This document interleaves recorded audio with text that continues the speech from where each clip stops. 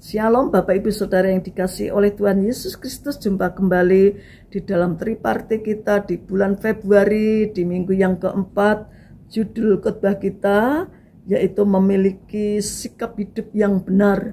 Ayat pokok ada di Yakobus pasal 1 ayat 22. Di situ dikatakan, tetapi hendaklah kamu menjadi pelaku firman dan bukan hanya pendengar saja, sebab jika tidak demikian kamu menipu diri sendiri.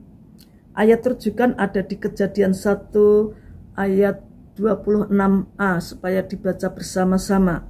Pendahuluan, setiap orang ingin mengikuti jalannya sendiri, namun setelah pengenalannya akan Tuhan, ia mengikuti akan jalan Tuhan atau firman Tuhan, sehingga dalam jalan hidupnya sejalan dengan firman Tuhan.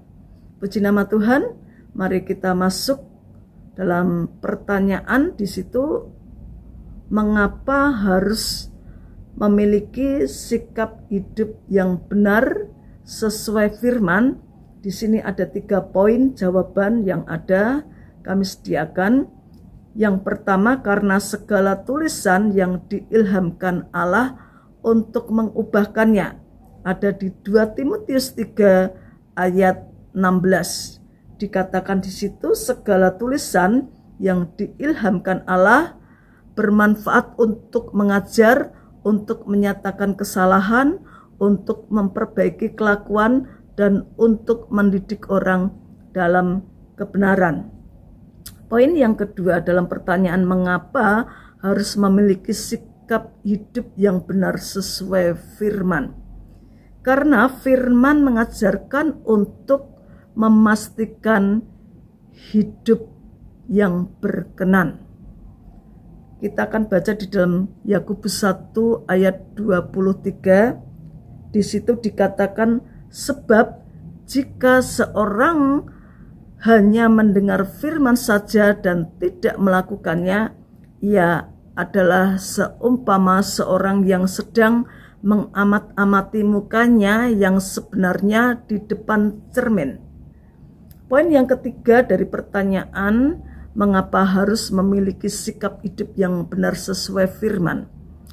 Karena ia akan mempunyai keberanian percaya untuk mendekati Allah.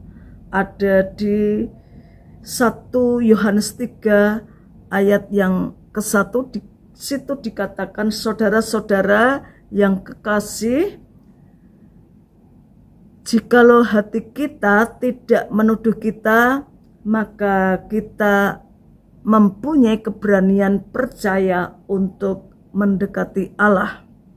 Pesan yang harus dilakukan yaitu berhati-hatilah dan hiduplah sesuai dengan firman Tuhan. Berkat jika melakukan mengalami damai sejahtera Allah. Akibat jika tidak melakukan jatuh ke dalam dosa yang tidak disadari. Kita tahu bahwa upah dosa adalah maut atau kematian kekal.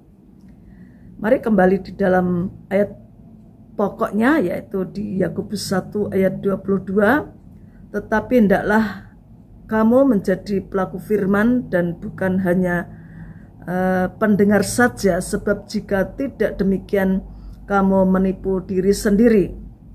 Di sini ada pertanyaan yang harus disaringkan. Pertanyaan pertama yaitu bagaimana menjadi pelaku firman dalam keluarga dan hidup sehari-hari. Yang kedua, bagaimana untuk memiliki hidup mencintai firman Tuhan. Untuk 2 pertanyaan ini supaya masing-masing secara bergantian untuk men-sharingkan firman ini.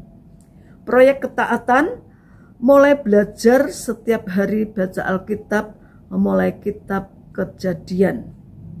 Puji nama Tuhan, kita masuk di dalam pokok-pokok doa. Kita berdoa yang pertama buat gereja Tuhan dan seluruh jemaat Ebenezer Sisi dan Sion Sisi.